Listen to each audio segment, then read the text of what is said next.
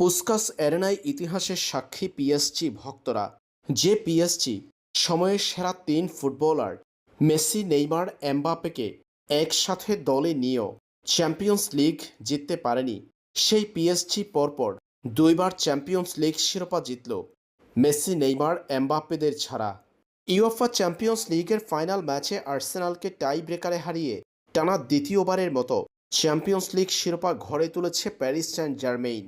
Puskas অ্যারেনায় ম্যাচের শুরুতেই এগিয়ে যায় আর্সেনাল।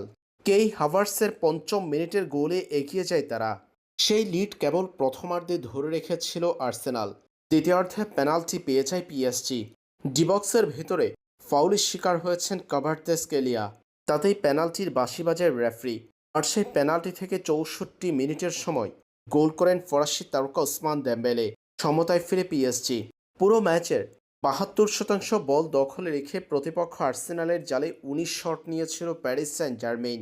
ম্যাচে তাদের এই পারফরম্যান্সই বলে দিচ্ছে দুই দলের মধ্যে পার্থক্য কতটুকু। নির্ধারিত সময় ১-১ গোলে ড্র হওয়ার পর ম্যাচ গড়ায় অতিরিক্ত সময়ে।